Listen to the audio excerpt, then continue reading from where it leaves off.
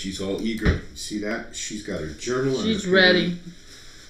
She looks a little tired, though. You take care of yourself.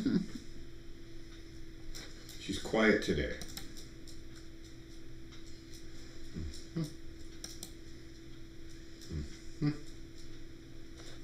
Okay, we're live. We're live. Welcome, everyone. Hold on. Now it says that live stream is off.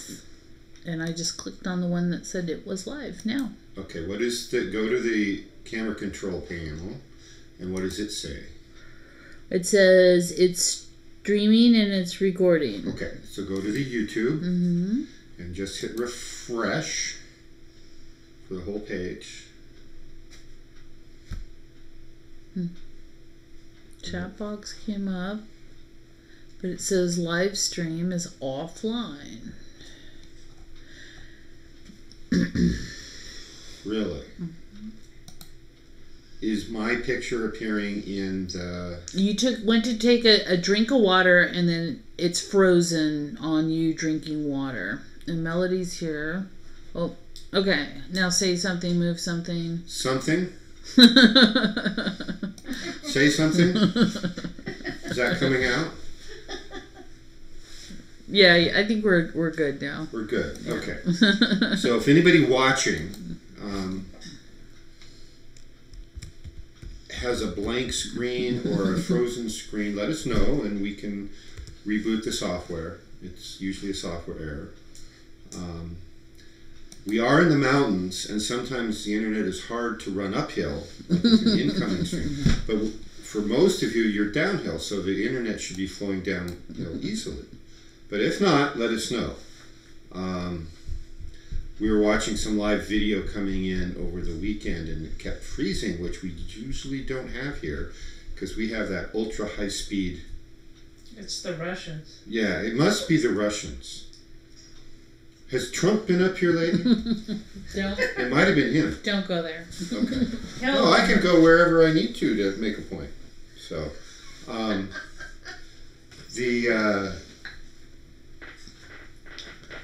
anyway, welcome to the show.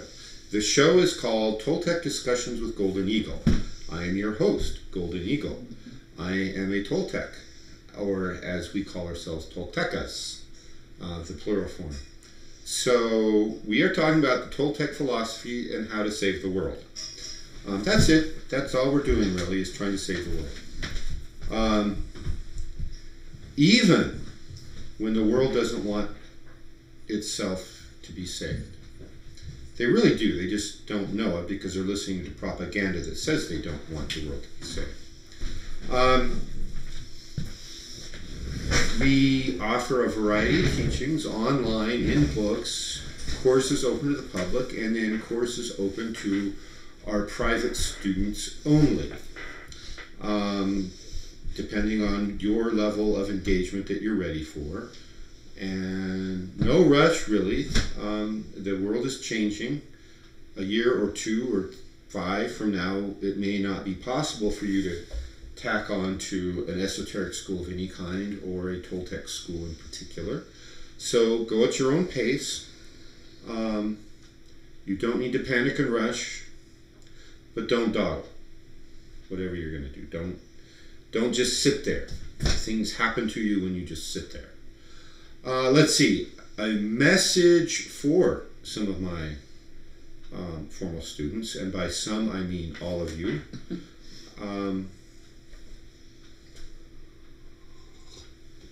I have this delicious yerba mate latte and I needed a sip. So, some of you I've told this to personally, and I don't know if the message really got to everybody, but for each of you who is a formal student, and you know who you are, I need to be having a conversation with you monthly at the minimum, because some of you don't live right here in Mount Shasta. I don't know why you don't want to live here on Volcano Shasta with the rest of us Toltecs, but some of you live in awkward places like Wisconsin or Redding, or a few of you bright ones, the really smart ones, live in Paradise. but it's really the wrong paradise. So you should all really think about moving to Volcano Shasta. That is a good yerba mate latte, whoever made it. So yeah, that's one of the things I wanted to mention. The burden is on you to call me. If you make me call you, but let's just say I do know how to turn people into newts. You might or might not get better. I actually wrote notes down. Hopefully that'll mean I'm more organized tonight rather than less organized. Okay.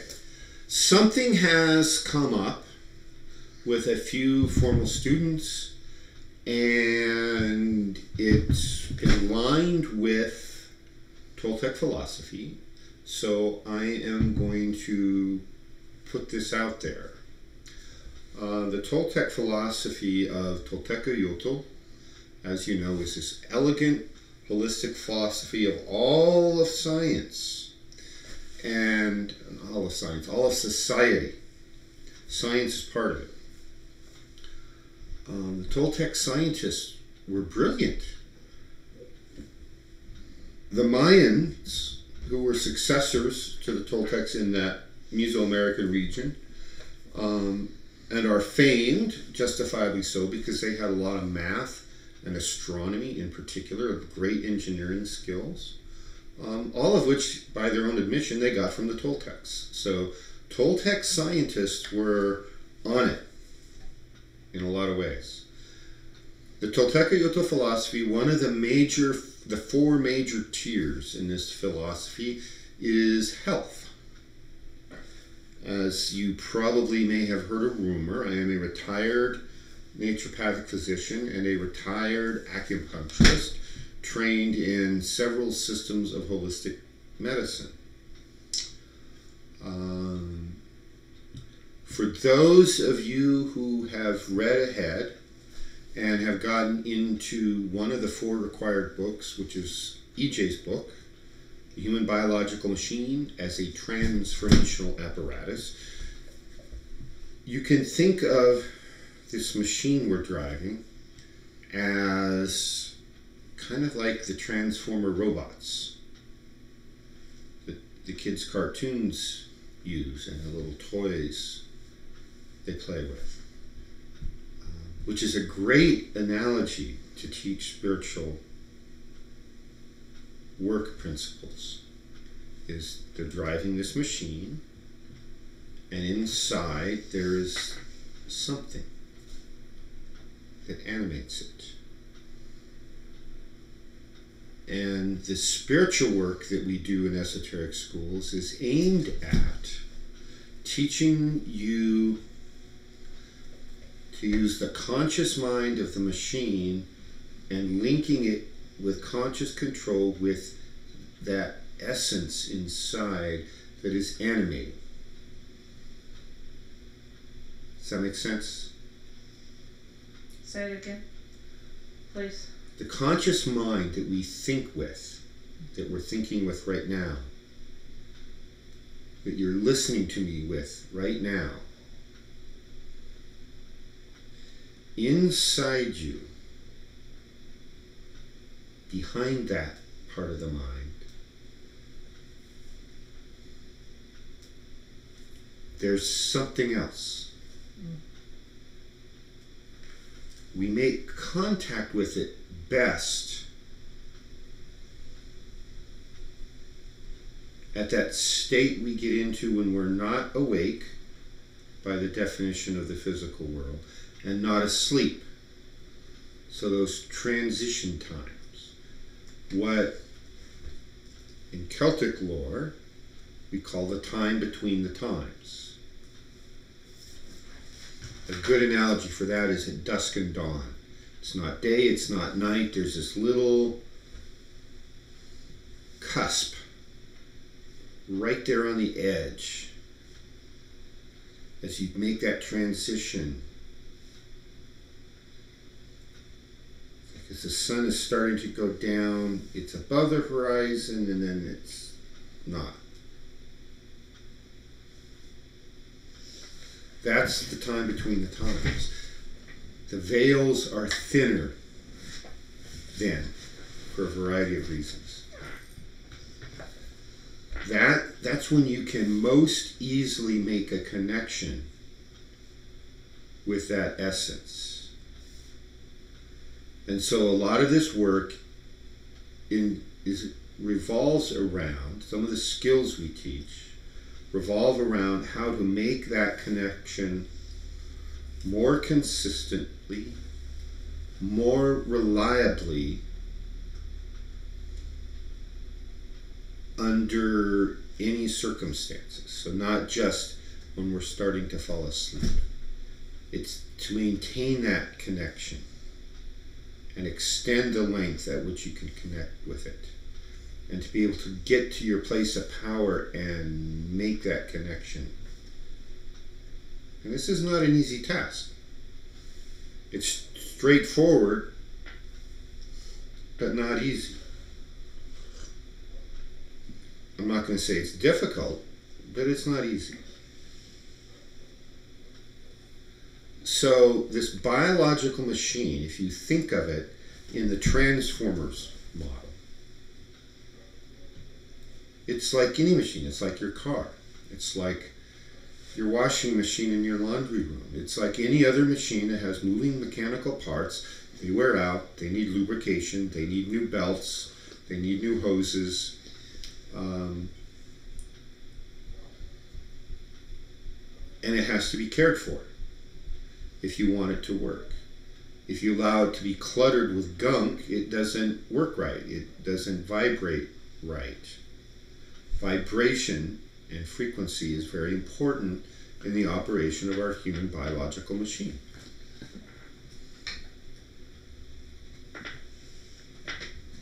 So in this world that we're in,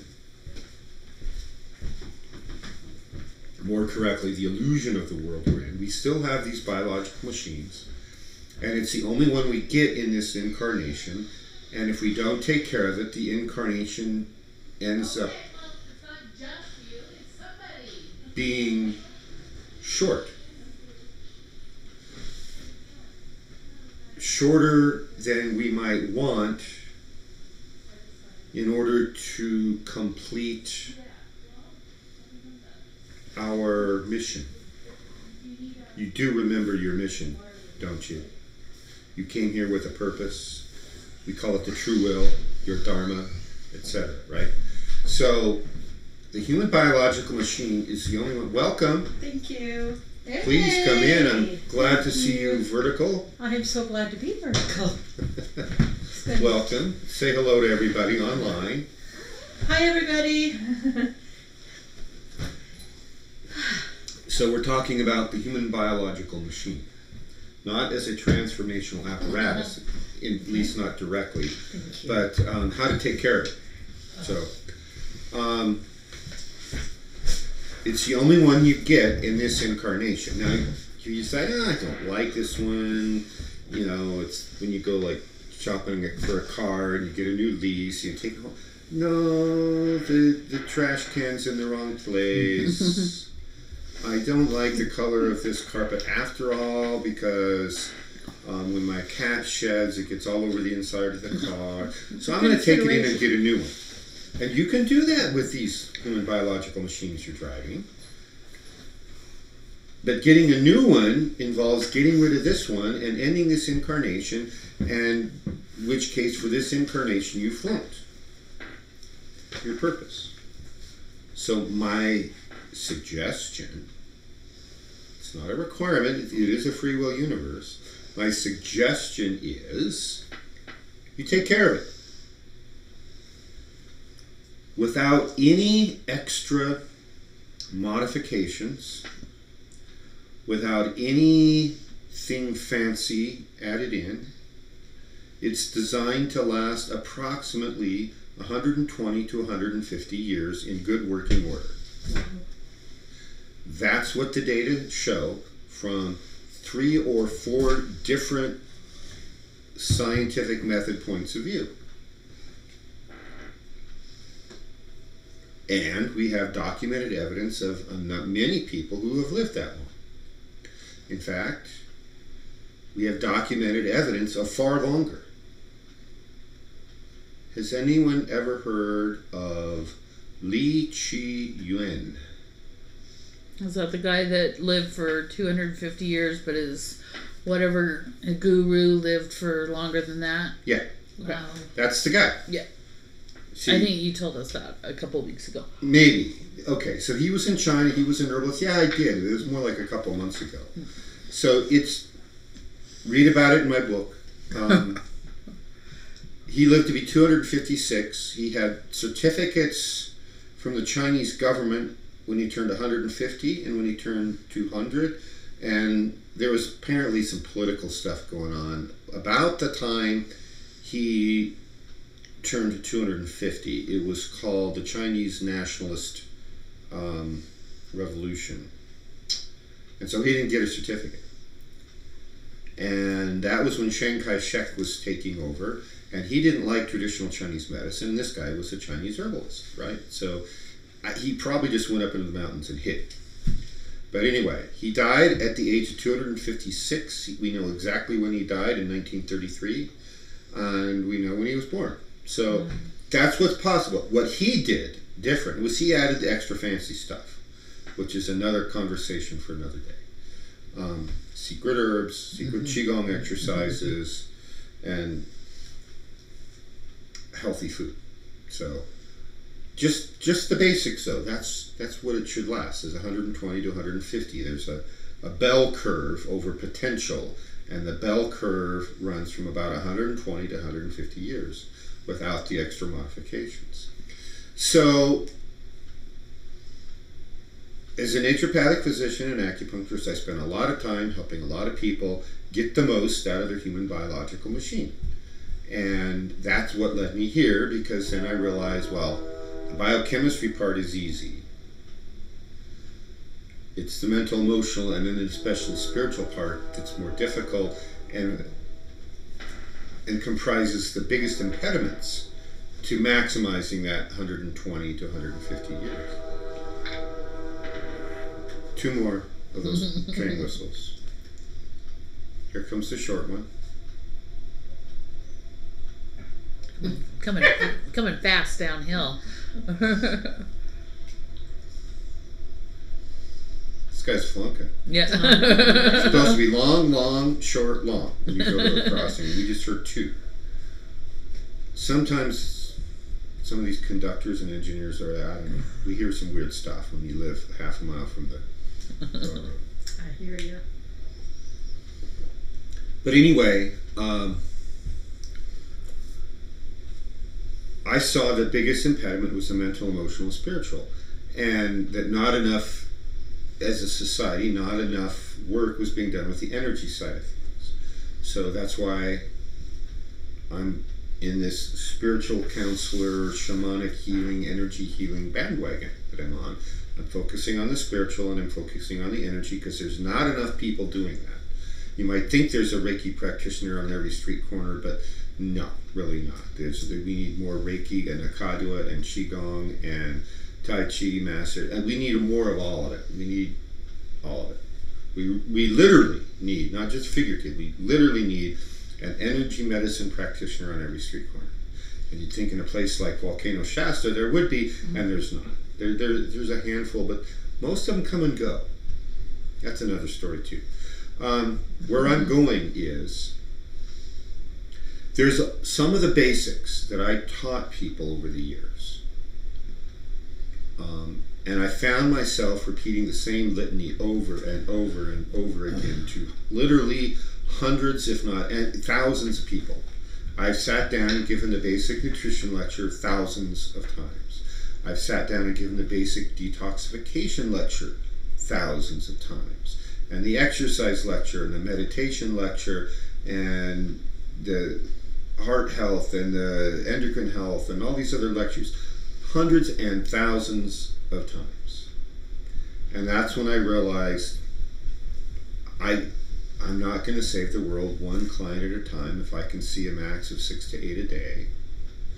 And You know, you can do the math, you get a few hundred a year, and living even here, that's not even a drop in the bucket. So that's why my book got big, because I took all those lectures that everybody needs to get, and I put them in a book, and it's very much in line with Toltec philosophy of health of a culture. I talk about societal health and how we can look around and see how is the physical health of our culture, how is the mental and emotional health and the spiritual health of our culture, and I go through all these examples and I talk about that. And I realize that because I haven't been out there doing these health lectures in the public for the last 3 years, since I'm no longer seeing private clients, that there's like this whole new generation of people I'm working with who haven't heard this. There's some basics, and so anyway, about 3 years ago, I was asked by Coyote on one of my trips down south. He knew I was coming to do some other work. He asked me if I could teach a class to everyone in his school about health. So I did. And I called it The Proper Care and Feeding of the Human Biological Machine. So I borrowed that term clearly from EJ. I'm not clever or sophisticated enough to have created that myself. Full credit to the master EJ. And I hope he doesn't mind me using it.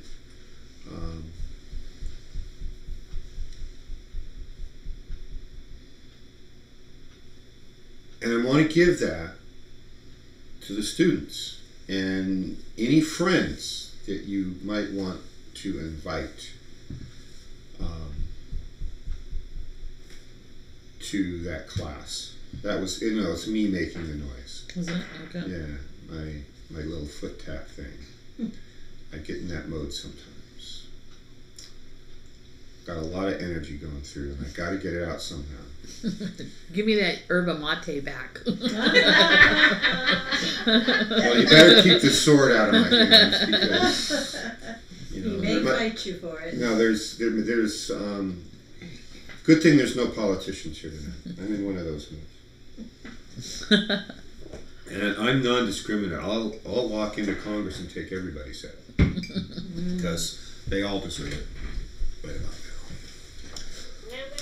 now. I would prefer to do this sooner rather than later. But we are going into an extremely busy next couple of months for activities and events, etc. And we don't have many openings. But I would like to do it, preferably before the holidays. And the only 2 dates, really, that gives us any notice at all to plan around are November 17th or December 8th.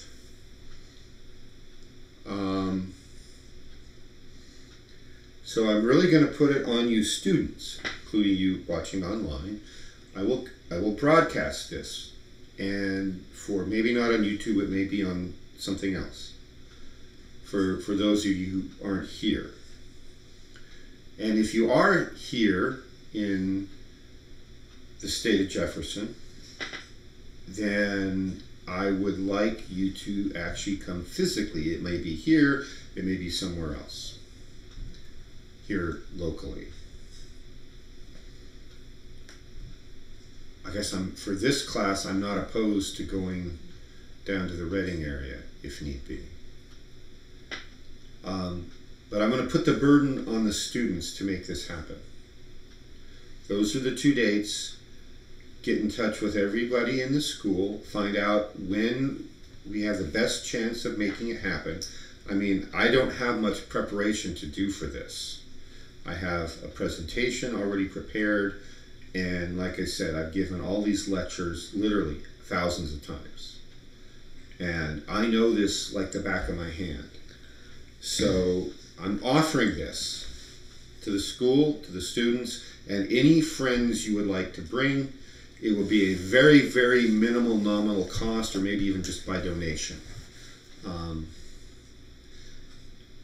This is the stuff that can literally save people's lives and be the difference between 70 and 140. So it's up to you. That's my offer. I'm going to put the burden on the students. Somebody has to take charge and do that, and contact all the other students and tell students, can you bring anybody? Would you like to bring anybody, etc. And so I'm opening that up. It's up to you. So any questions on that? Do you have a list of students that you can make available? So, yeah. I mean, I'd be happy to help contact. Okay. Great. Okay. So as a student, you guys can contact me, and then I will make sure everybody has at least email addresses. What I really need to start getting is consent to share that information among the school. So there's a couple things along that line that I'll probably be sending you soon, just because there's a few things I need to know about you, especially when we're doing events, food-wise and things like that, you know, whether you have allergies and those kind of things. The only thing I wanted to say, you know, I've heard a lot of these lectures. The biggest thing I've realized over my life is that there's, like, let's just talk about losing weight and the idea of a diet. Any diet will work if you follow the diet. Any diet will work if you follow the diet. It doesn't mean that it's something you can live with the rest of your life. It doesn't mean it's something you can maintain. But if you can follow a diet, you can lose weight. The problem is a lot of the reason we put on weight is because of mental emotional things, you know. And a lot of our health issues are actually mental emotional and sometimes spiritual. And so what I would like to offer, suggest, is that this falls under knowing thyself and doing your preparatory work to be ready to walk a path. So in other words, where we're here to support each other and all, you know, at this point, some of us are getting older, and, you know, it's kind of like we need to learn to take care of ourselves mentally, emotionally, spiritually, and physically. And, you know, while a lot of us have mommy issues, a lot of us have, you know, and so we go to our comfort foods, and I'm not just talking about diet, but that's the best example, really. They're all based in something else, you know. If it's like, if I get upset and angry at whoever, and I have to go have a donut, okay, this is something that I've been carrying around with me all my life as to, you know, how I handle those kind of situations. And so dealing with that sooner than later is going to help us be, you know, better warriors on the path, and, you know, a better support for each other in pogging and being fellow students and being a school. And also for all of those who are planning to go to the level 4, you know, I worked with the Akadua for at least 8 years before I got my level 4. So, you know, you guys are kind of getting rushed through the system, but that's partly, I think, because of the need of where we're at in society and stuff, you know. It is partly because of the need, and it's also partly because of the unique work that this school is doing and will be doing in the future. We are bringing in a unique set of people who will have those capabilities for the future. So, for whatever reason, I've had people being attracted to this school who are a bit older than the main core group of students that's, with a couple of exceptions, that Coyote started with 15 years ago. A lot of the students he started with a dozen or more years ago are just now getting into their early and mid 30s. He was starting with teenagers. And, you know, I came along at the time and I was in my late 40s. So I was like the old guy. There was like one, maybe two people older than me hanging around. 3, I guess. And then not all of them lasted. So every Toltec party is different. And it's intended to be. We don't need 8 parties out there doing exactly the same thing. We've got a lot of pieces of work into this big puzzle, and so we need a group suited to this, a group suited to that, a group suited to something else. And that's kind of what we're doing here, is we're doing the work and preparing the people who are going to be able to support the work that this group will do when we're ready. So our job right now is to do what's in front of us, which is to get ready. Did you have a question? Well, I just wanted to say, from my point of view, I am trying to fast track myself. Mm-hmm. But I would really, I agree with what Bonnie said. I like to see it done sooner rather than later. And part of it is, it's really, well, both of you said it, so thank you. Part of the discipline, I think, for me would be to get the information more in place and put it into practice during holidays. Yeah. Thanksgiving. Well, that's Christmas. another reason. I used to write articles and do things and have classes of how to do the holidays healthy. And they were not always well received because people, but I can't you do this after the holidays? You know, they don't want to hear about it before the holidays. They don't want to hear about it before the holidays. That sugar is bad, okay? Don't do sugar, okay? And my job is, I don't give a rat's patootie that you don't want to hear that sugar is bad. My job is to tell you that sugar is bad. Okay? That's the thing. Go. I was just going to say, there's a lot of really good helpful hints on how to do the holidays healthy. You know, without depriving yourself. Doesn't mean you can't have a piece of fudge here and there, but, you know, it's like not leaving the candy dish out 24/7. Not putting any of it out until after you've had breakfast and protein and a decent meal, you know. Let me just put out a little teaser for you. It's possible to make chocolate chip cookies that are healthy enough to be a meal. And how you do that is what I will talk about in this class. One of the little teeny factoids. I'm intrigued. Okay. All right. So we're going to do that either the 17th of November or the 8th of December. So Maria's putting her plug in for the 8th so she can come. But I reminded her that it would be broadcast, so we weren't expecting her to fly out for this kind of a presentation. Right, because she's going to be here the week before unless she wants to tag it onto that same trip. Right. Maria, we need to talk about your trip and make sure you're here at the right times and stay longer so you can hang out. And do work. Like Toltec work. I haven't even had a chance to take her up on the mountain and get her lost yet.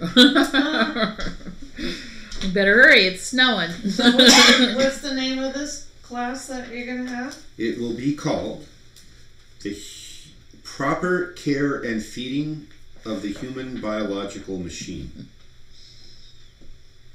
I like that. Because I use care and feeding all the time just to mean too. Yeah, a lot of it. Somebody. That's a common term in the proper care and feeding of guppies, a proper care and feeding of hamsters, a proper care and feeding of llamas, and so on.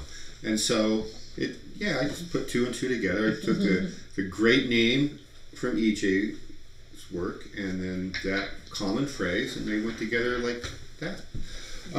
Okay, so we're going to move on. You're going to kind of take a lead. You're going to work with Bonnie, and you're going to get a hold of all the students and try to make that happen. And yeah, I kind of like the December 8th date, but I did want to point that, you know, if everybody can make it on the 17th and not everybody can make it on December 8th, then maybe that's what we do. So, okay, last week I had homework. What was it? I watched the Monty Python thing. Oh, that was your homework. Oh. Which Monty Python did you watch? The soccer game. Oh, yeah. Oh, Yeah. yeah, that was All walking around. that was yeah, that's a good one. Insanely doing It nothing. is pretty funny. That is hilarious. For their time, there's these moments that come into history, and there's just this, like the perfect storm. Everything aligns, and there's this period of time, and the Monty Python Flying Circus and the movies they did. I know. I don't think Amazing. that combination could ever be replicated. It was like the original Saturday Night Live cast. Yeah, right. Yeah. And after about 5 years, the originals started moving on because they were making a lot more money on their own careers because they had a name, so people like Chevy Chase left and whatnot. But that was another one for its time. But anyway, no, that was your homework. That wasn't my homework. What was my homework? Oh, your homework. My homework. See, I don't pay as much attention as somebody else. Right. You keep good notes. What was it? I'm the Toltec Farm. No, I'm just kidding. What was it I said I was going to do? You said, let's see. For you. I'm doing this for you. I was supposed to go off and do something and be ready for it tonight. Does it have something to do with books? Indirectly. The Coyote book? No. Okay.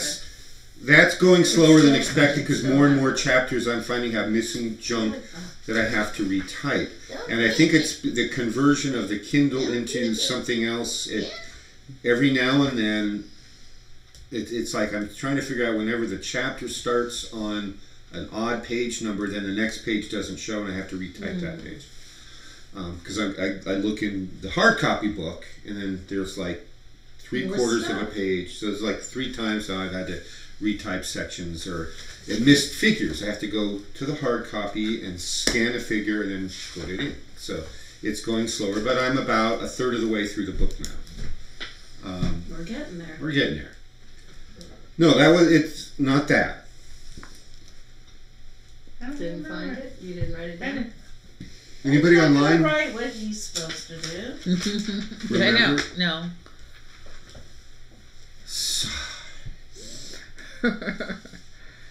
Herding cats. Mina is easier to herd than the rest of you cats. So. Meow. That's okay. I was supposed to go off and find a particular colored notebook. Yes, The orange one. you were. Yeah. And what's in the orange notebook? Something you wanted to share with us. A We- poem. Oh, you know what? Poem. I have a note. Poetry. Nail poem. I have no idea what that meant. That's it. That's I got it written down. You have it written down. But like I used to teach my physics students on the first day of class, I learned to do this. Starting the second semester, I was like, okay, physics is a difficult subject. None of you are science majors. I was teaching the baby physics for the non-science majors at community college level. And it's like, you're all under stress. You've got to your breadth of study lab science requirements. If you don't pass this class, you don't go to the university, right? And about 3/4 of classes, yeah. So you're under a lot of stress to know whether or not you're going to pass or fail, right? It's like, yeah. Well, I can guarantee that I can remove all your stress. Really? How? I will guarantee that you will fail.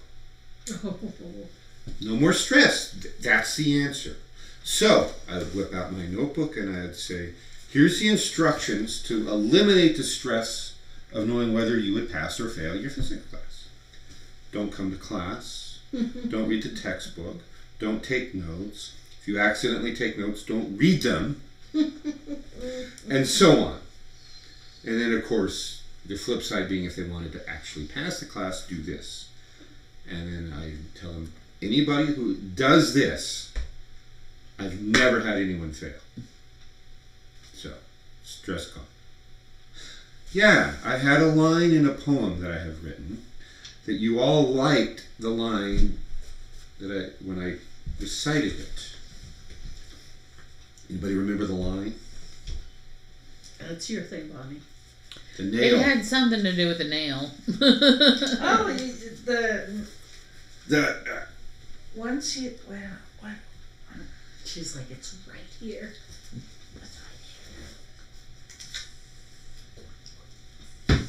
About hitting the nail, it's not. yeah, close enough. Close enough. I don't want to cause any extra stress. It just happens. I don't try. I just cause stress. I wrote this back in 1994. It's called The Forgotten Spirit. Carpe diem. Seize the day. Why let sad conformity bleed this precious life we lead? 'Tis of late I feel my greatness slip away. Must I let my youth, though not far gone, have had its only say? Do all feel thus when young, that there be no work, just joyous play? We're full of vigor, glory bound, and then the spirit fades away. What keeps us pinned in fearful dread? That glazed eye stupor on our face. Great deeds lie dormant, urgent, tempting, teasing, waiting for some eager soul to seize. We sense them, feel them deep within, almost leap, but hesitate. And then the chance evaporates.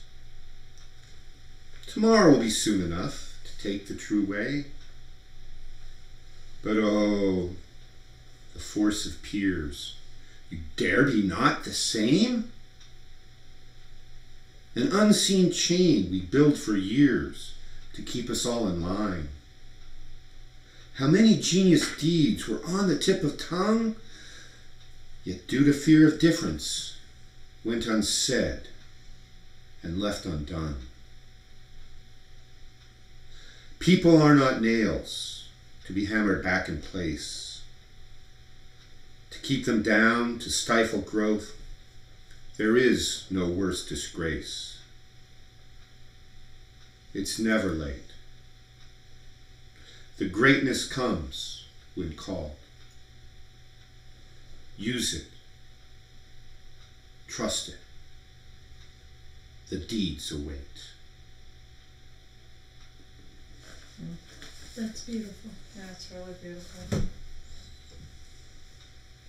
It's when you left aerospace, right? No, that was some of the work I was doing when I was getting really tired of working at the comedy club. Mm. That's what I call my old job. Mm.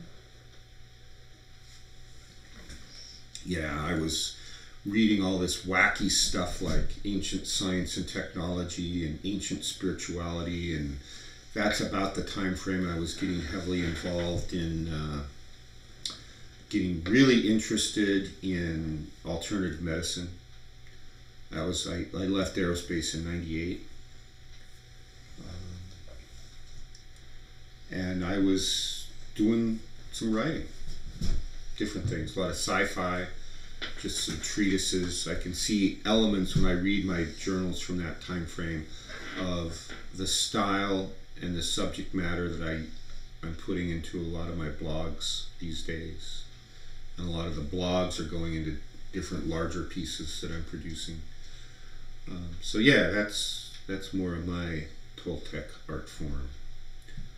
I'm getting better at drawing. I drew something. This was fun. I don't know if I said this recently, but I drew something, and I didn't tell her what it was, and she recognized it. She said, "Oh yeah, that's He's getting better."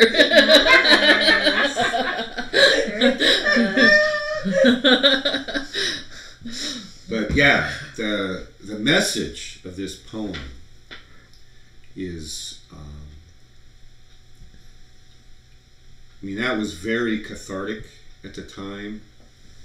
That was me, my higher self, telling me to get the heck off the couch and get out of aerospace and do my true will. So that was the message to me. And if it helps anybody else, I think I'll have to put that one on the website, maybe. That would be good. That would be good. Melody says, thank you so much for sharing. Beautiful. You're welcome. We have Melody and Maria logged in.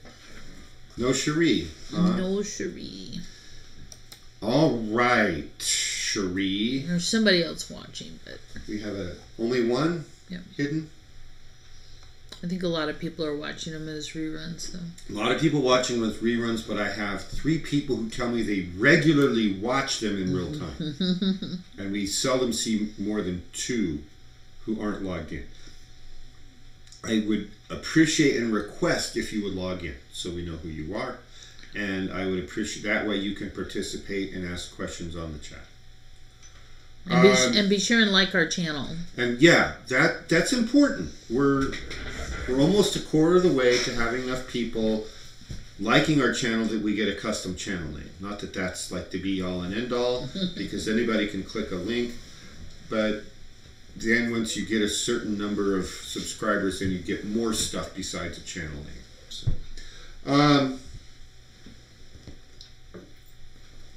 there's a couple of points I wanted to follow up on what we've been talking about the last 2 or 3 weeks, about the level of rigor that we require to do this work successfully, and about the concept, about science as a method of inquiry, philosophy as a method of inquiry, and the concept of beliefs that we started talking about. And I realized that I didn't quite make my point the way I wanted. Conversation morphed and it keeps dancing around the issue. The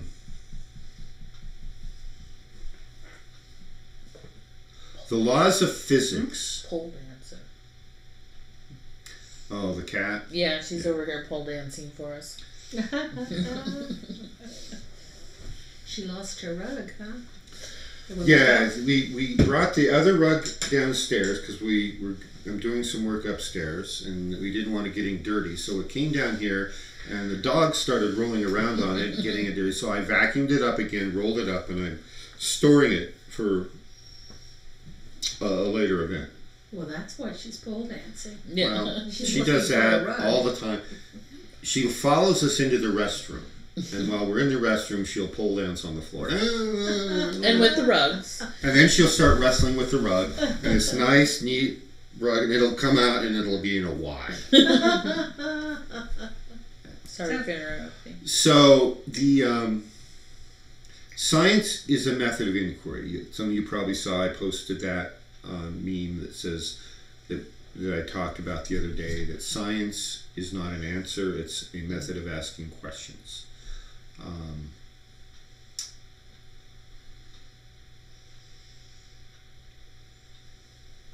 You're going to hear the word beliefs a lot the more you study spirituality. And, oh, I believe in God. Oh, I believe in Christ. Oh, I believe in Buddha.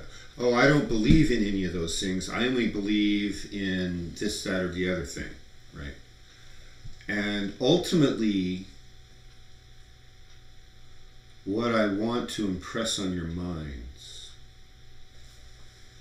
is beliefs can be very misleading.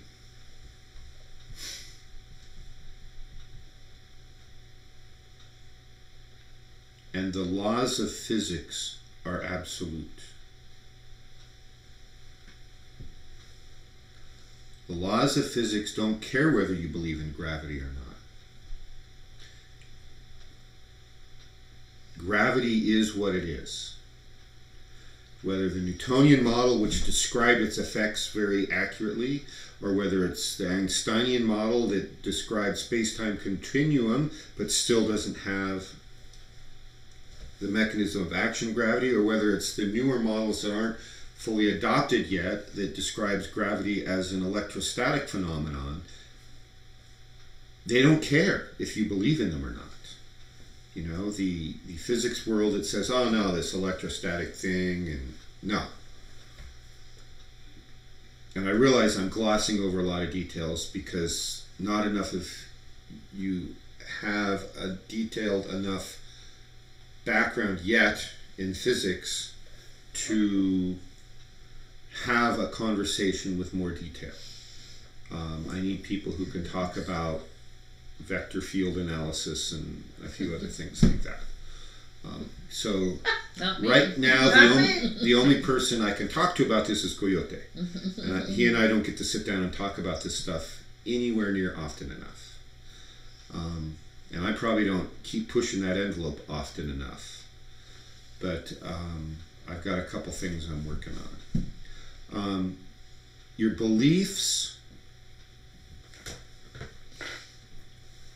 We talked about how 75-80% of the population has all their beliefs by the time they're 21. And then they stop learning. So a belief is a thought form. And on the higher planes, thought forms are objects. And when they solidify, they can actually create reality here. That's how the universe works. If you want a reference on how to go start reading that, start with the Kabbalion. It's on the list of suggested reading, not required reading. The concept of beliefs. A belief is a set of ideas or notions that we think are true based on all the information we have before us. Well, all the information before that has come to us that we have accepted as true.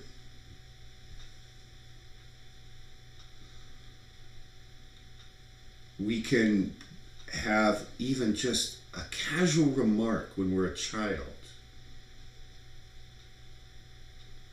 This is good, that's bad. Oh, we don't drive Chevys, they're no good. We only drive Ford trucks. And the other side, oh no, we don't drive those Ford trucks, we only drive Chevys. Or whatever it is. And you can be this child and you realize, you grow up with the belief that Fords are inherently better, or Toyotas, or Land Cruisers are inherently better, or, you know, fill in the blank. You've never tested that belief. Well, I don't know. Everybody says Chevys are so great, but, you know, every time I drive one, it breaks down. That's where the nickname comes from, shove it or leave it. I mean, it doesn't run, you got to push it down the road, right? Or maybe you think you drive the Fords and you don't realize that the acronym for the Fords is Found on Road Dead. Oh my gosh. So my family growing up was pretty much a Chevy family. And yet I've been driving and I kind of grew up thinking that until I drove a Ford truck owned by somebody else. Well, kind of good. I kind of like this. So I'm on my third consecutive Ford pickup right now. I like it. It works. It's done everything I've ever wanted it to. And I've got a picture of my little Ford Ranger pickup with this huge mound of hay in the back. You know, like 4 levels high, sticking over the cab, sticking out the sides. You know, it was borderline on being legal to drive on the road because it was almost blocking the side view mirrors.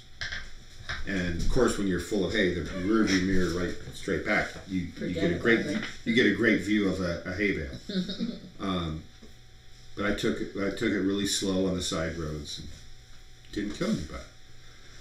So we have this belief, oh, Chevys are good, Fords are bad, but if you don't test it, you might miss the fact that it's all ultimately propaganda, right? The anti-Ford propaganda came from Chevy advertising, and vice versa. Pepsi, Coke. Yeah, Pepsi, Coke. Oh wait, no, that one's Right. no, wait, but Both of them are bad. yeah, they're all bad. You know, but that's exactly right. You know, you have a Pepsi family, you have a Coke family, you have a Folgers family, you have a Starbucks family. We have really beliefs. can't compare Starbucks and Folgers. Yeah, they're all bad. Oh, we know what family you're in. Yeah, because Folgers is so much better. Oh, here we go. This is coming from a family that doesn't drink coffee. I Right. don't even know if we have coffee in the house. There might be on the top shelf one of those freeze-dried instant things left over from the last time the boys visited. But they wake up groggy. Oh, I gotta have my... But anyway. And yet, 8 years ago, we didn't believe we could get through our day without it. Right. So... There's the belief. Yeah, that's what this is all about. Is beliefs have to be tested. That's my take-home message on this. And I didn't quite... The laws of physics don't give a rat's rear end whether you believe in the round earth, the flat earth, the Newtonian gravity, whether you think Einstein was full of it. They don't care. It's The flat. laws... The universe is what it is. And quite frankly, none of the scientific models or theories we have out there right now are complete and accurate. And this goes on, and I'm going to talk a little bit about politics right here, about beliefs, because there's so many people right now so angry about this Supreme Court thing. Mm-hmm. You got it. And what you need to know, are you leaving? No. Where are you going? She's leaving. Okay. I'm going to wait till you get back to go there because you need to hear this. The science is constantly being refined if people actually follow it. So I walked through some examples last time where it's not being followed. And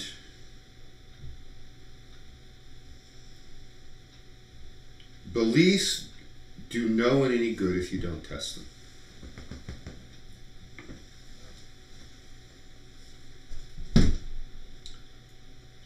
The fuzzy subject equivalent of scientific law is the level of rigor used in philosophical arguments. That's why we were joking about that Monty Python episode of the soccer players thinking about the reality of does soccer ball even exist? And all of a sudden, somebody has this eureka moment and decides to kick the ball into the net. Actually, they headed the ball into the net, and of course, the opposing side, the Germans, oh, but it's not real. And doesn't matter. They scored a goal. You didn't. You lose. And so we have to test those beliefs. And if you believe Coke is better than Pepsi, then you have to define better. It's sort of like when you go to the fancy 30 flavors ice cream store. Which is the best flavor of ice cream? I believe it's chocolate. You believe it's vanilla. You believe it's strawberry. You believe it's tutti frutti. But how do we define best? It's very subjective. It's really, in that case, it's only a question of which one do you like? If you can scientifically measure the ingredients in each batch of ice cream, but none of that will tell you whether you like it or not. So this political thing, I wanted to say something about politics. Did anybody read my blog? The Romeo and Juliet blog. No, Wasn't that a I long want to. time ago? It's only about a week ago, Oh. maybe a little more now. Yeah. Time's flying. Yeah, because this whole circus, Three Ring Circus, has been going on a couple months, right, on this confirmation thing. So I'm going to paraphrase a little bit of my blog, and I encourage you all to go read it. So a family goes to the theater and they watch Romeo and Juliet, and they have young children. And of course the Capulets and the Montagues are on stage and they're hating each other and fighting each other, and it's like that thing about opera. There's this little cartoon, very Monty Python like, about everything you wanted to know about opera in 10 minutes or something. And they describe what happens in an opera being played being played out by these little cartoon characters bouncing around, and at the end everybody dies. And then the next opera comes along and they describe it, and then everybody dies. So that's what happens in Romeo and Juliet. Everybody important dies. And after the play, the family goes to the restaurant near the theater and they sit down, they're going to have a meal and or snacks, and then in comes the cast. They go there too. And this child is, these guys are all laughing and having a good time, and there's the Capulets and there's the Montague, and they're kissing each other, and they're having fun, and they're eating, and I thought they were dead and now they're alive. What's going on? So of course the parents have to explain that the play was just pretend. It was make-believe. These are actors doing the pretending. Right? And this child who's never seen theater before in any way doesn't understand. Oh, okay. And the adults, of course, they know that the whole thing is scripted.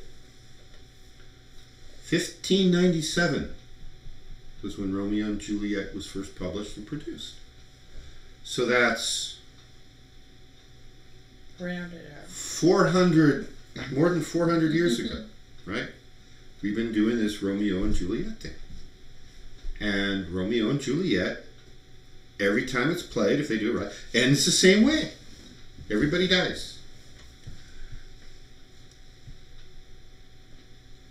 So they explain that to the kids, and okay, and over time the children will stop looking at the drama on in a theater with the mind of a child, and they look at it with the mind of an adult.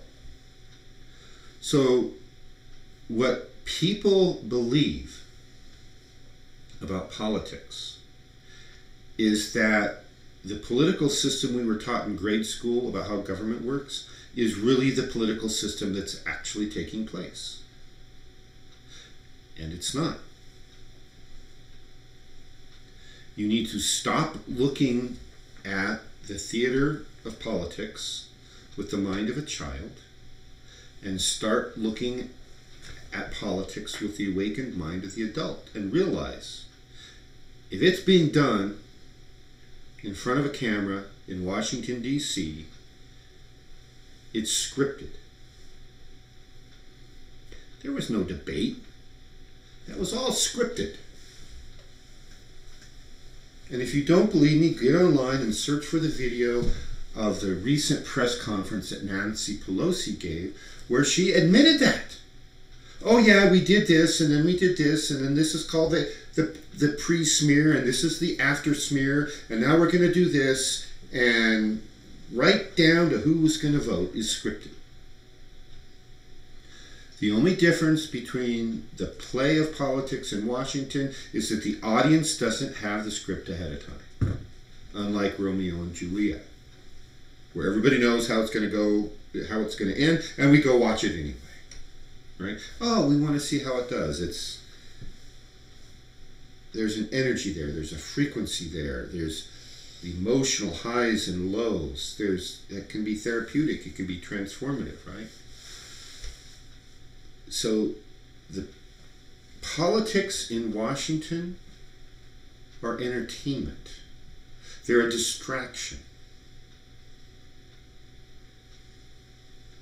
And women are upset because how could they vote a rapist in? And the conservatives are upset because how could they make false claims with no proof and have anybody take them seriously?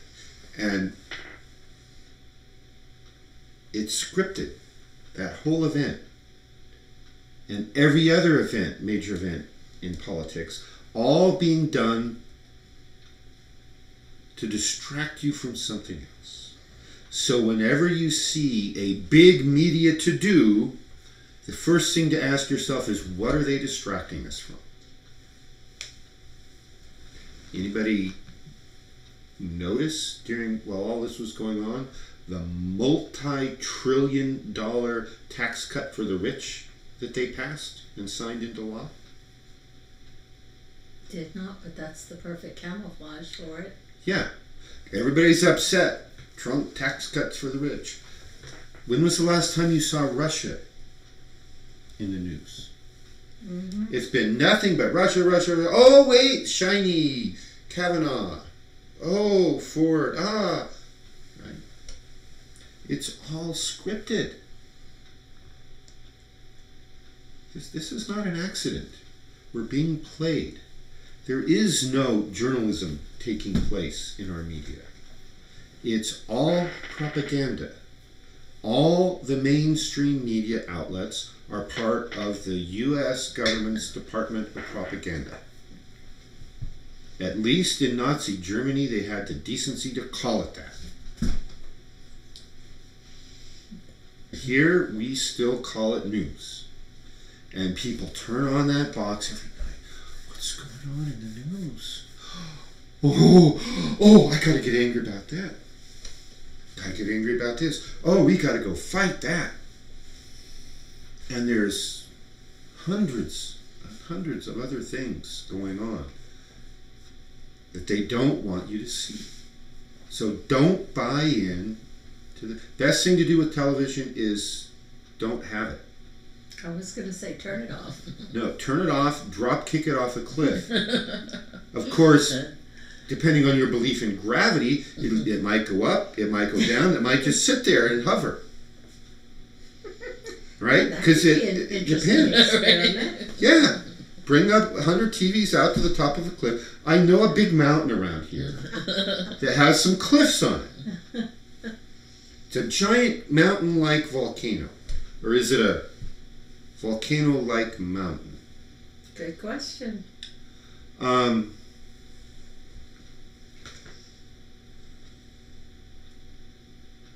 long for you, Bonnie? I think it's a year longer than me. You've been without television. Yeah, I think it was 2005 was the last time I paid for cable.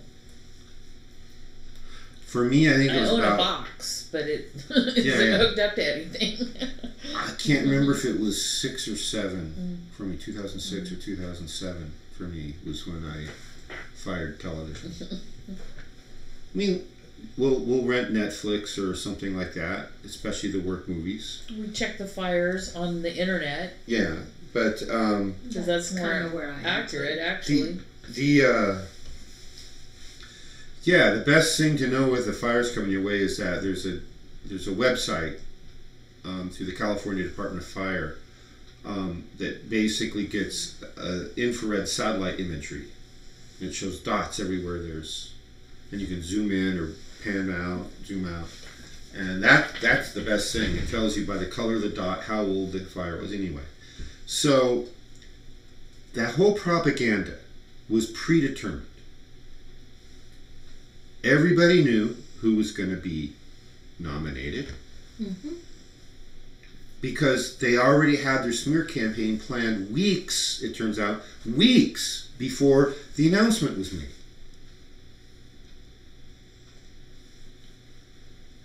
They knew who was going to vote. It was all a show. Oh, he's so angry. Somebody's telling lies about him, possibly. So, of course, he's angry. It's in the script to be angry, right? You know, there's what was it called? Blocking, that tells the actors what to do, where to go, and how to move around. Yeah. And it's like, it's not just the line you say, but then in brackets they have the instructions of how to deliver it and what to do and how to gesticulate wildly and how dare you say that about me? Versus how dare you say that about me? It's all in the script. So my caution for you is, especially in the world of politics, to check your beliefs at the door. Beliefs in the world of politics can be very damaging and limiting. If they're your hot button, if they're your trigger, which it is for a lot of people, a lot of ways. If that's your hot button, if that's your trigger, it will put you in a mental state, emotional, and creation of thought forms that block you from access to the higher planes and block you from all the data. It becomes a filter. You're looking through everything through Kavanaugh-colored glasses at that point. Like, it grounds us. It grounds us out, and where we're trying to raise vibration, it like pulls us back into the. That's one effect. Indeed. It's the effect on the higher planes. They're trying to numb us. Yeah. That's what it is. It's a numbing effect. It's a numbing. It's a distraction. It's a dumbing down, numbing and dumbing, and they really don't want you focusing on anything higher. And so they get people arguing this. I remember something back in the 90s. Everybody remembers the talk show radio guy Howard Stern, and then he went on cable TV because he's, it's like, okay, you did your raunchy act, but 20 years later you're still doing the same act, right? It's what I describe in my shamanic history book about the Vegas Lounge act over and over and over and over again. You can only do that so long, and then it's like, okay, I'm done with that. But he's not. He's still doing it. But when he first burst out onto the scene with, it's like reality radio is kind of what I would call it. This was back in the, probably the 80s. I'm guessing is when he first started coming out onto the scene, maybe in the 90s. His ratings, I think he was on ABC Radio at the time in New York, and the executives were horrified because he had this contract. It would cost them money to fire, and they were like angry. He was all this sexual innuendo, and it's like you can't show nudity on the radio, but he had these live guests in the radio doing naughty things, and he would describe it, right? And the conservative ABC executives were horrified by this. But the ratings were through the roof. Radio porn. All over the country. He had the highest ratings everywhere he was. Porn. And well, why would that be the case? And so they had done these pollings, like the Nielsen polls or whatever it is, to figure out why people are watching him. So the people who liked him would watch out of his, let's say it was a 3-hour show. They would watch an average of an hour and a half. Or listen, not watch, for an hour and a half. And the most frequent reasons why they watched, how long they watched, was they wanted to hear what he was going to say next. And so then they interviewed the people who hated him. And they listened 2.5 hours a day. And the reason they gave was they wanted to see what he was going to say next. Same reason. The people who like him only listened half as long as the people who hated him. And the ratings were through the roof. But it's that, what do you want to do next? We want to see what's going to happen next. So that's actually a really good way to watch politics on the internet, on TV and radio. It's just see what's going to happen. From the time this started, and I started seeing everything coming out, I predicted this exact result. You talking Kavanaugh? Yeah. He's going to get confirmed. It's going to be close. There's going to be this big mudslinging fight. I mean, it's the same script they used on Clarence Thomas 20 years ago, right? Mm-hmm. You know, fired intern came out of the woodwork at the last second before the vote and claimed sexual harassment. And we never had proof then. We never had proof now. And again, it was the last second. And when you look at all the evidence, it's like, yeah, it was scripted. The whole thing was scripted. That's what you need to realize. Most politics are scripted. You know, this whole Brexit, no Brexit thing going on in England right now. They joined the European Union. Every country did. There was a strong-arm tactic to force every country into the European Union to try and make Europe one country. Right? That was their goal. Ireland said, no, we're not going. Good for They had a vote. They had a vote. Good for Ireland. Well, they had a vote, and overwhelmingly they rejected joining the European Union. They said, no, we're not going to do it. I don't care what the economics are. I don't care. We're not going to do it.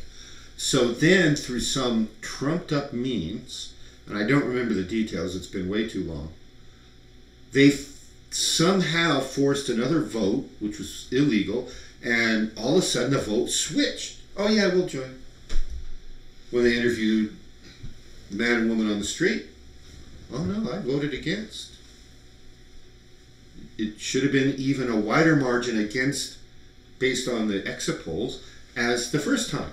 But somehow the voting machines came out and said, oh yeah, we're going to join. That's one of the, voter fraud is one of the great ways you know that you're being played. And there's a handful of key states like Pennsylvania, Florida, Ohio, where it's literally, the population is split 50-50, Republican, Democrat. And a handful of votes could swing the state the other way. Except for Florida, most of those key states have electronic balloting machines with no paper trail. It's all computerized. Mm-hmm. There's no way to know and prove how many votes for Clinton, how many votes for Trump, how many votes for Bush, how many votes for Gore. No paper trail. It allows somebody to go in and tinker with the machine and say, oh, here's how you vote. Mm-hmm. And especially in these cases where it's 50-50 and it was going to be 50.1 and 49.9 and then you just slip it, it's like, it's close enough to the exit polls that, what are you going to do? And that's kind of what happened in Ireland. All of a sudden they flipped. So then, Great Britain, which doesn't include Ireland, or doesn't include Northern Ireland, one of the two Irelands. It includes North Ireland. Includes North Ireland, but not the rest of Ireland. Great Britain, a year ago, they had a big national referendum, and they said, no, this hasn't been good for us. We want out, and they voted, and they said, okay, we're out, and they have a timeline they're no longer part of the European Union. And the whole European Union, the other political parties in Britain are at each other's throats trying to undo that. Oh, we're going to have another vote. This is the same BS they did in Ireland trying to go in, right? And so now it's the big thing in Britain right now is the Brexit thing, which is going to be interesting because it's only going to be about 4 or 5 more years when Scotland gets to vote again on leaving Great Britain. They narrowly missed, and I think it was 2013. They narrowly missed that. There were too many old retired pensioners who wanted to stay on the dole from England. Even though they were told, you're going to get your dole from us, it didn't go through.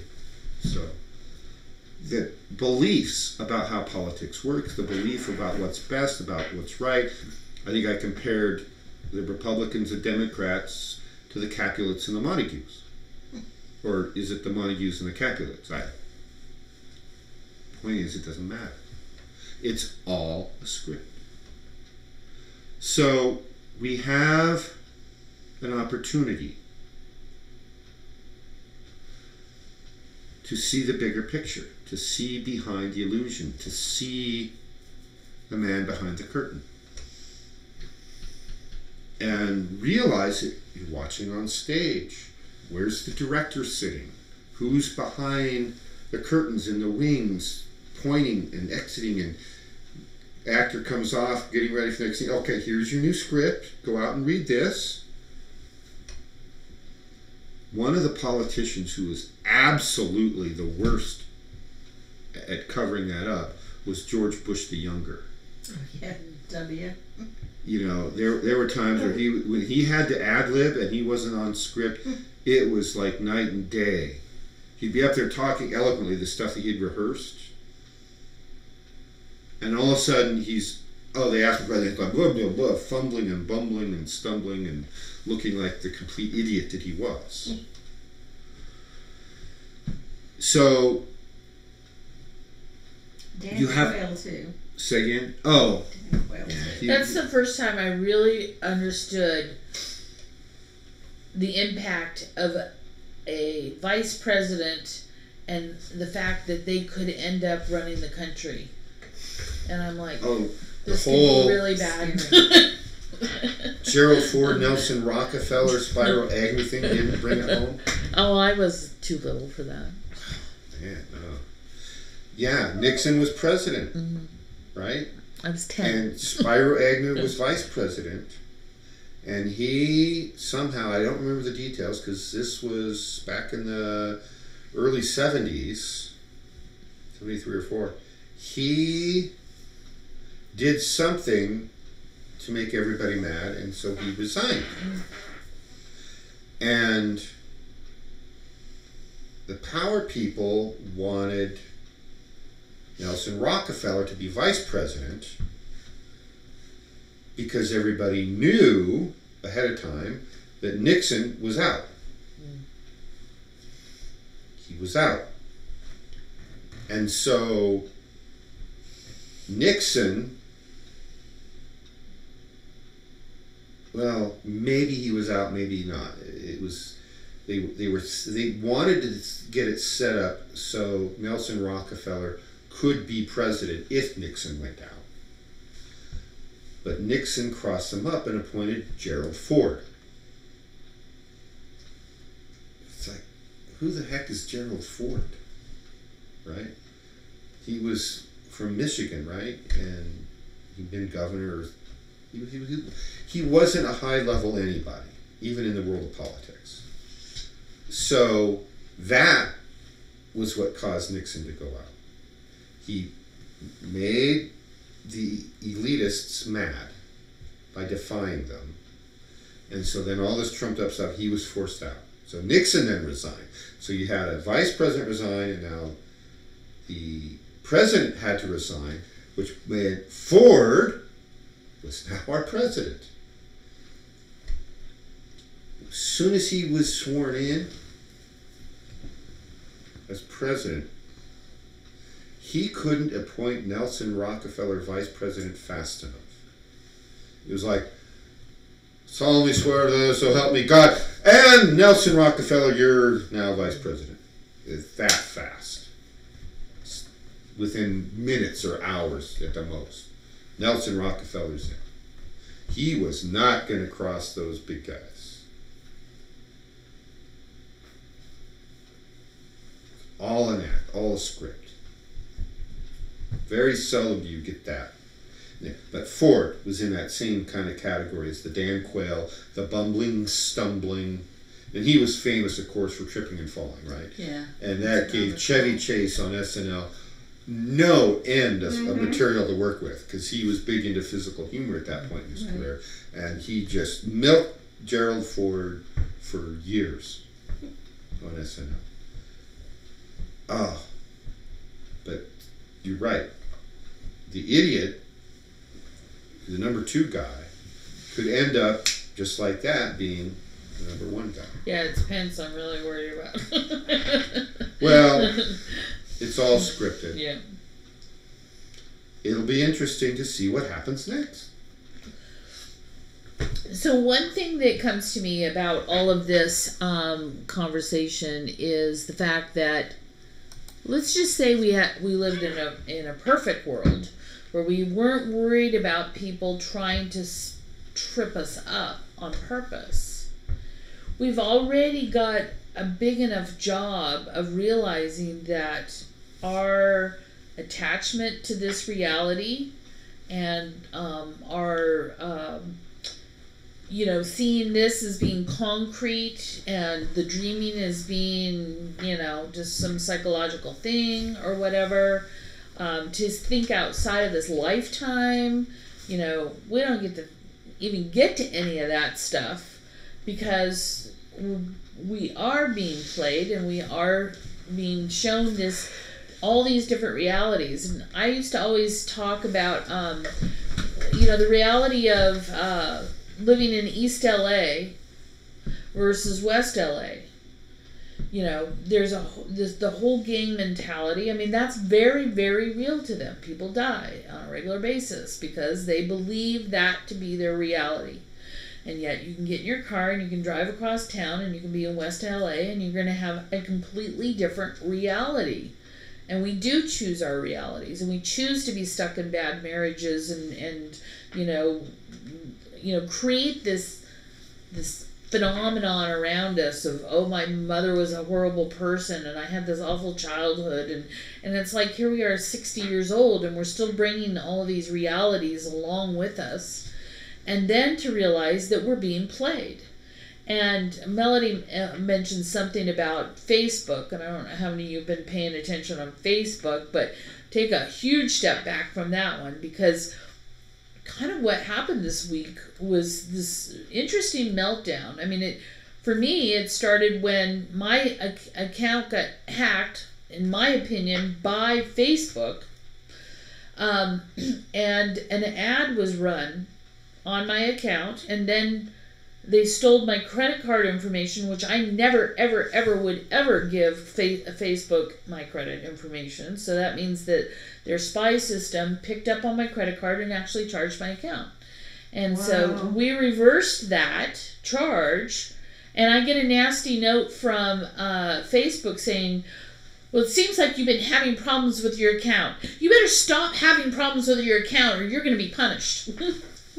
That's essentially what it said. Yeah. So that's where it started for me. And the thing about that was, if you think about this, okay, and then all this hacking stuff came out. Okay, so well, maybe this was all because of the hack. Well, the hack then was utilizing Facebook's mechanism for spying on you and stealing your credit information against me. In this case, they have no vested interest in stopping it because they were charging my account. And so... And then they tried to charge it again. Of course, we've already canceled that number. It didn't go through. So then why are they even charging? But then the whole thing unrolls this week where, right after that, Facebook comes out and goes, we've been hacked, right? Okay, so then I'm watching this, and you have people I know, like myself, who said, hey, don't accept any friend requests from me. Change your passwords. There's major stuff going down. Okay, so there was legitimate things coming around. And then I see, these form letters. Well, the real problem are those of you who are panicking and, there's really no fear, so don't worry about that, from the same person.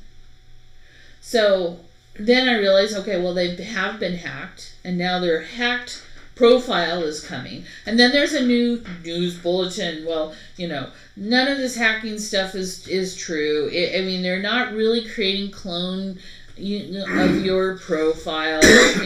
Well, somebody if you don't, at one point, I thought I was being helpful to add information. Oh, be sure and change your password, and then something else comes around. Oh, don't change your password. That's not going to do any good.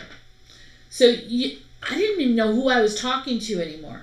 And there were so many things coming from so many people that I did know that it was clear that something melted down, happening. right? Yeah, when people... But you don't even know what to do anymore. It's like I had to take 5 giant steps back from this and said, don't touch anything because I don't even know who I'm talking to.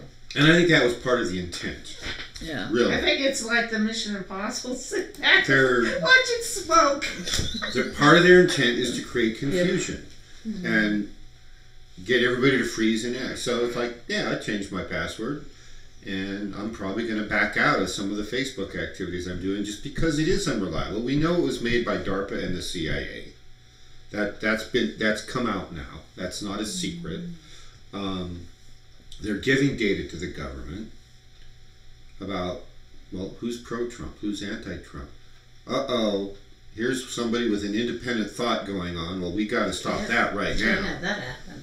You know, that's just like right out of Simpsons. Every time Lisa Simpson would ask the obvious question, the teachers had that little button under the desk called independent thought alarm that would ring in the office, and it's like they'd always check, and every time it was like, well, who's in that class? Oh, yeah, Lisa Simpson's in that classroom, and then the next, oh, Lisa Simpson again. You know, so anybody with an independent thought is being flagged as a problem.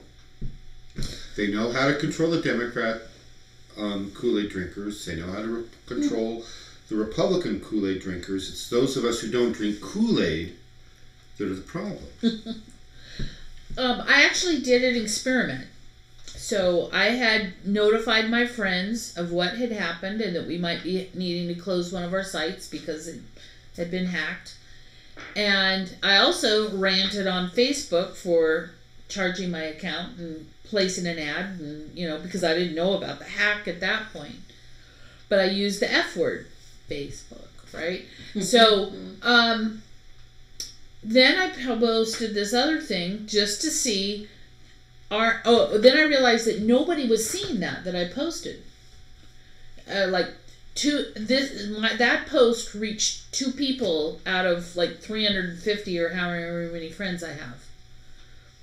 So, interesting. So I went ahead and sent out another post, kind of saying, but I purposely put a picture of myself when I was younger, that not just anybody would know.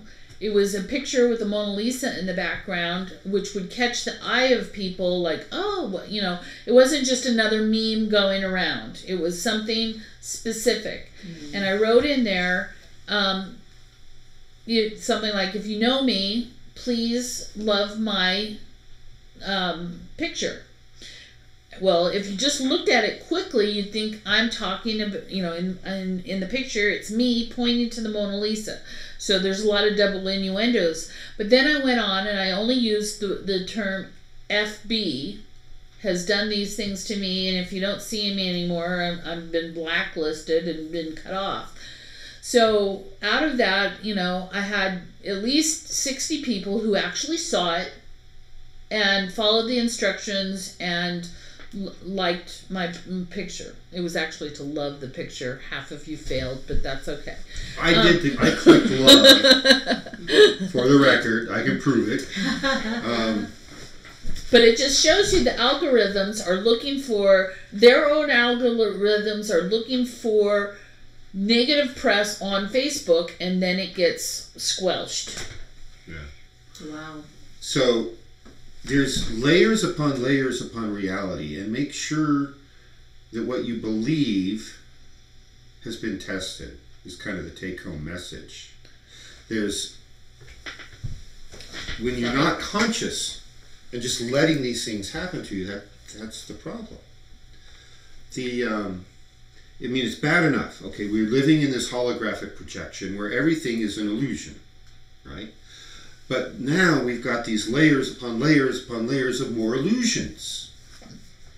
Oh, we're running out of oil. It's the 1970s. Oh, lines for blocks to get gas. And depending on your license plate on your car, you could go, if the last digit was odd, you could get gas on odd days. And if it was even, you get gas on even days. Mm-hmm. And here we are, 50 years later, and we got more gas than we know what to do with. but we were running out. Right. For the last 40 years, scientists have been warning that we have to change something about this man-made global warming because we've only got 5 years left. Think about that. We've only got humanity has only 5 years left. We've got to act now. And they've been saying that for 40 years. Exactly. And I saw a new version of that today. Something, oh, there's only this many years left. And their story changes about between, are we on global warming? Or are we approaching an ice age? And I've seen both this year. Oh, the ice age is coming, and the global heating is coming. Well, now it's firestorms. Firestorms. Yeah, it's amazing what those direct energy weapon drones can do to create firestorms, especially when you watch it happen, which I've recently done. But you have to test it. So this is an illusion, and with the Toltec philosophies, if we learn to work together, coherent brain waves, we can change the illusion. Absolutely. Right? Mm-hmm. So that's layer one. Layer two is like things like this politics. You think that what is on the news is real, but it isn't real. I mean, there's the whole concept of all these other false flag events, like the Boston Marathon. Yeah, there was a bomb and people got hurt, but that was all scripted. The Las Vegas thing, all scripted. And when you add up all the things, it's like it would be physically impossible for any one person to do the actions they say this guy did. To carry all these crates of weapons and ammo in there, and then these 800-pound windows to take off their frames with no tools. You know, all these kind of things, right? Yeah, somebody was shooting, but it wasn't the patsy that they executed. You know, all the video that they won't release. Yeah, all the security cameras that should have caught. I mean, they've got every square inch of hallways covered in that hotel. And not a one of them, over the period of time it would have taken one guy to haul all this stuff in, not one caught anybody hauling any of that stuff in. They were all turned off. So you didn't see the police and the soldiers or whoever it was, the CIA agents hauling that stuff in. It was all done. That was an assassination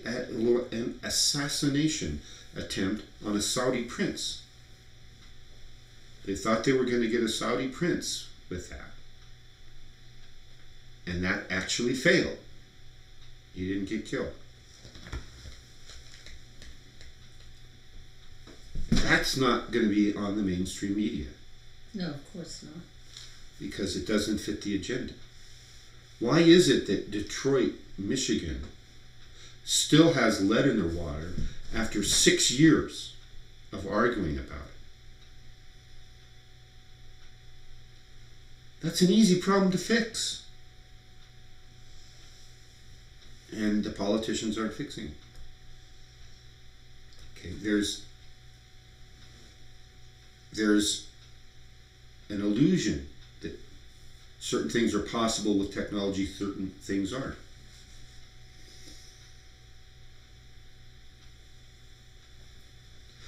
And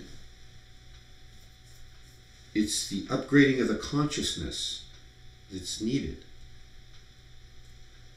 The consciousness, the first layer of consciousness, I just happened to glance up at the clock, speaking of consciousness, and we won't get as far into this part as I wanted, so we'll continue this next time. The first layer of consciousness that I want to talk about is sensory inputs.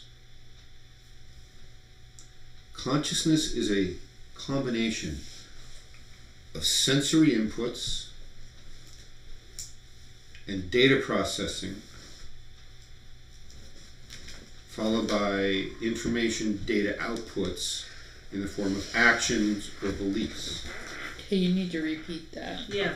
Oh! Sensory data inputs. Engineering 101. Yeah, this is more like 301. No, this is a 350 series class. College humor. Geek humor. You're supposed to laugh. That was the last thing when I how to flunk physics is don't laugh at the instructor's bad jokes. Right? But you gotta understand them. We gotta know what you're talking about to know whether it's a joke or not. Okay. Okay, sensory inputs, and I'm going to talk about that. I'll get through part of that tonight, and then the information processing. This is very much like a computer in some ways. And then information or data outputs in the form of information or action. We take action only after we bring information in, process it. I forgot what you said. Information what? Processing. Processing, and what about it in 2 sentences or less? The information processing is once you receive the sensory data, you process it, you analyze it. Analysis is a good term. And then you take action based on conclusions you draw from that analyzed data.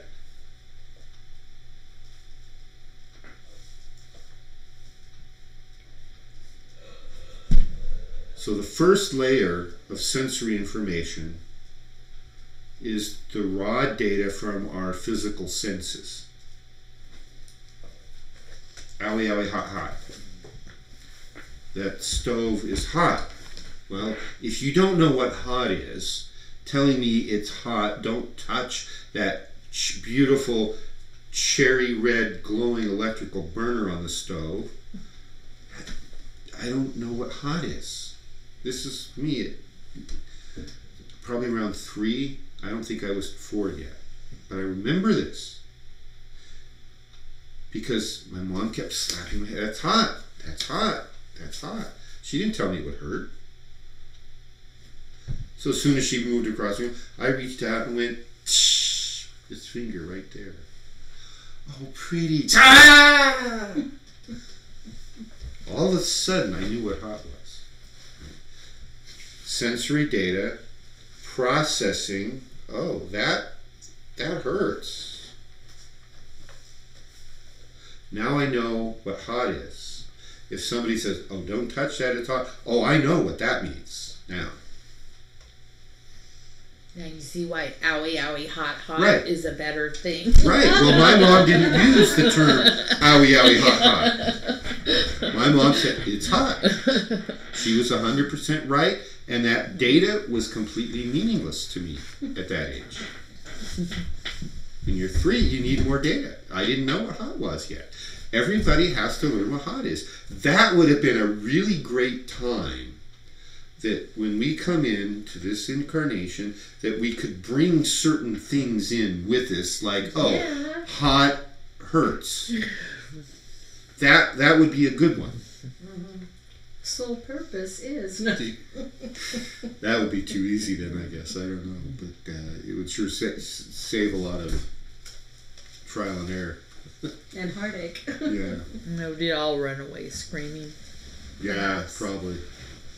So, the key is, in terms of consciousness, when I tell you that the Toltec path can teach you how to upgrade your consciousness to capabilities you were not naturally born with, what we're talking about is we have these potentials, right? We have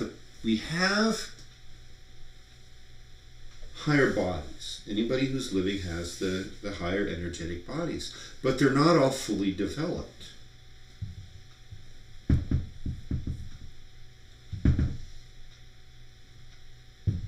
Except in this kitty. Yeah, the little gizmos on the bottom have been breaking. Yeah. So I have to remember the next time I'm at the hardware store, like I was this morning, to get new gizmos for the bottom of the legs.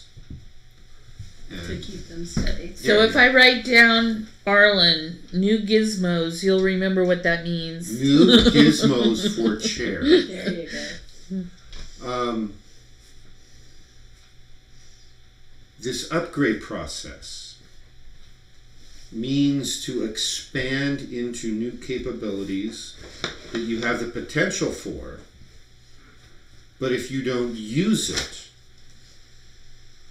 or you don't consciously seek to develop it, it just remains latent possibility that's a potential unfulfilled.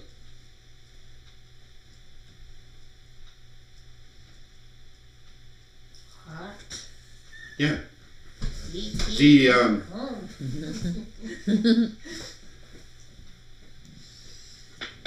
So in terms of a consciousness upgrade for your sensory inputs, it's learning how to accept this information from the higher bodies, like your etheric body, your astral body, your mental, your causal, etc. And to use that with your conscious mind. Some of it we use with our subconscious mind. Some of it gets used with our superconscious mind or the higher mind.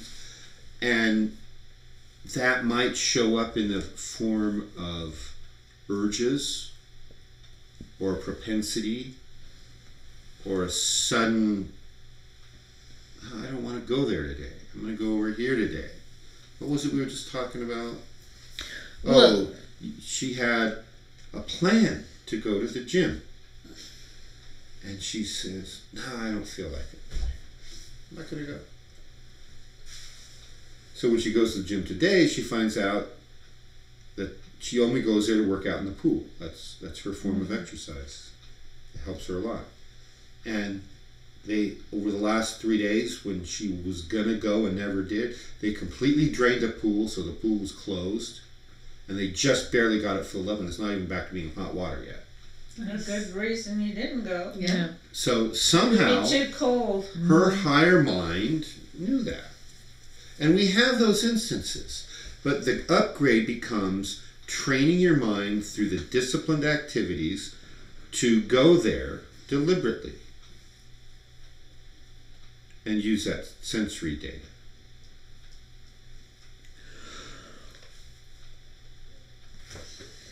I don't want to go into that next section.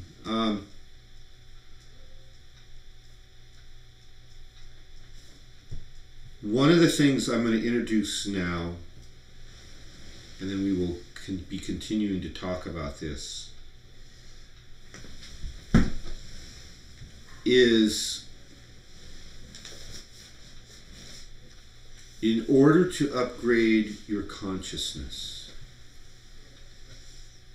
you deliberately have to put yourself in what I call a zone of discomfort. I've been living in a zone of discomfort. But it can't be a random zone of discomfort. It has to be specific. The analogy I'd like to propose is comparing it to going to the gym.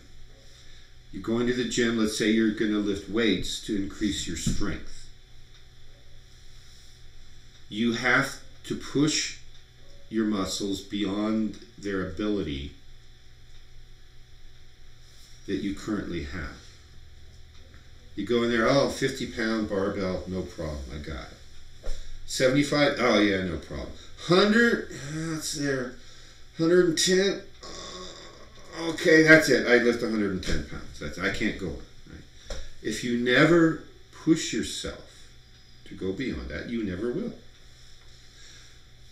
The physiology of muscle fibers is well known, well understood. You push beyond, you break down the fibers, and then the body will repair it to the same level that they were before.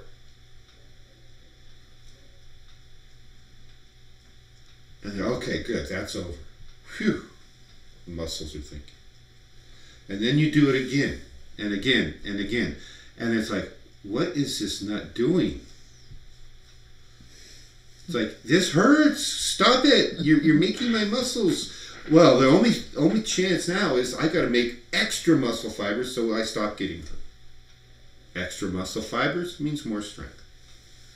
The next thing you know, it's like, okay, if you're really serious, you got to put more weights on the barbell than 110 pounds. And this is where you get spotters and people to help in case it's not you. So then you go to 120. And then the next thing you know, you're bench pressing your body weight. And so on. And you build strength. In consciousness, it's not the muscle fibers we're trying to build.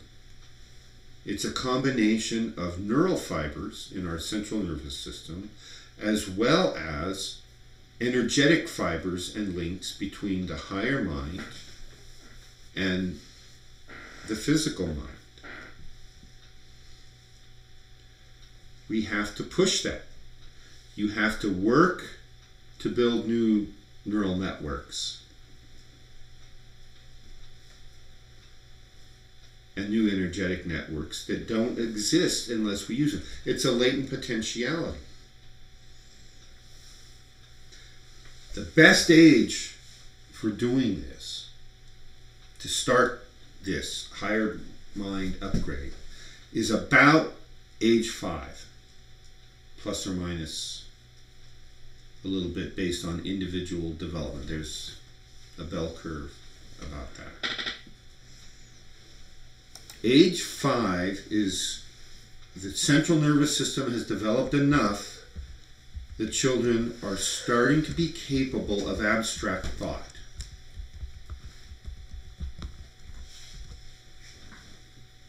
But they're not yet old enough that the mind has started pruning out neural connections that aren't being used. I mean, to a certain extent that happens immediately. The brain is full of, like, let's say an almost infinite number of interconnections between all the neurons. And over time, what's developed are the ones that are used. And the ones that don't get used literally get severed. And the material that made those up gets recycled elsewhere in the body. Is that part of neural pathways? Yeah, that's part of your neural pathways. That's normal neural development. And the more you push your nervous system, the more you will either develop new neural connections, or you will, if you start young enough, you don't have to build new ones. You just keep the ones you were born with. That's why starting kids on things like learning foreign languages at an early age is so crucial. And that's why kids are so good at it. You teach 5-year-olds and they can be fluent in 5 languages by the time they're 10. You try to take us old coots and make us learn new language. It is so hard. Oh. Languages that are a little bit like something you've already learned. Get her, Mina. Get that foot. You know, so like if, let's say you've learned enough Spanish that you can go into a Mexican restaurant and order food. Well, Spanish is very similar to Italian. So to go from Spanish to Italian is not too tough. But now you want to learn Russian. Mandarin. Or Swahili. Or Mandarin. It's a lot tougher. And it needs a lot more repetition because you're building new neural fibers because you cut them out when you were about age 6 or 7 because you didn't use them. So the more things you learn continuously, the more connections you build. And so at every age you're at, the thing to do is to keep learning over and over. So that's giving you a better hardware foundation to start interfacing with the links to the higher mind, which we're going to have to talk about probably next time because I don't want to go all night. People will fall asleep and so on. So part of this, of course, is the software. Okay, I'm talking about hardware so far. The software is your intent, what you do with that. If it's your intent to get up every morning at 5 a.m. and write in your journal to capture your dreams, then do it.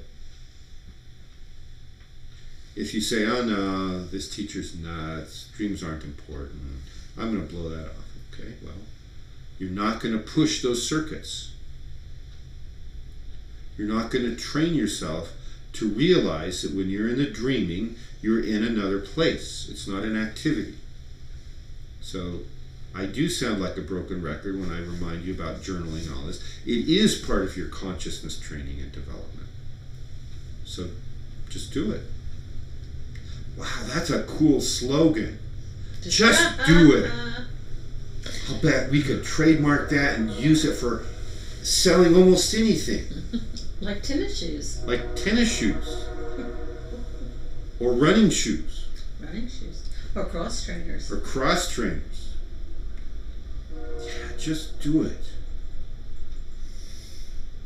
So, I have a lot more to say about this consciousness work. And expanding your awareness and your sensory input first, how to process it second. The one hint I will give you is the best way to expand and upgrade our processing abilities is to activate and then upgrade the energy bodies and our higher mind. We have a higher mind that knows your true purpose. And you have capabilities latent until you activate them that will support that true purpose.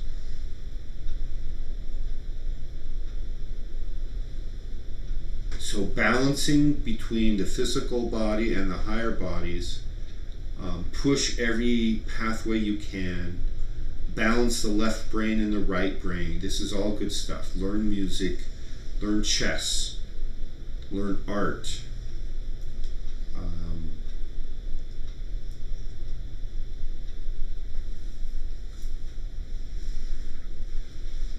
And every single time you set an intent and then you do it, you're building personal power. The personal power is the battery, the power plant that will drive this development. So every day when you get up and say, oh man, I didn't remember my dreams, and that's what you write down, and then you take that next step of writing down the very next thing that pops into your head. It could be a grocery list, it could be something else, and then in the middle of that, stuff will start to appear. It's your link back to the dreams you couldn't remember.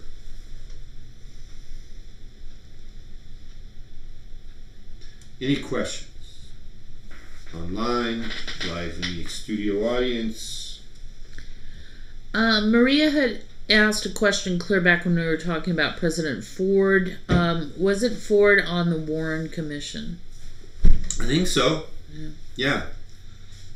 Which means he was part of the In Club that executed President Kennedy. So there's nothing else online. Okay. All right. Anything else in the studio audience? No, You were a generally good group tonight. except it was really fascinating, and I love your poem. Yeah. Oh, good. Maybe I think I'll put that online.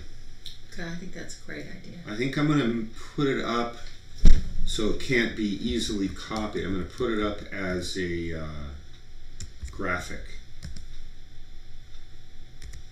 Need some art to go with it. There you go. Work on your art.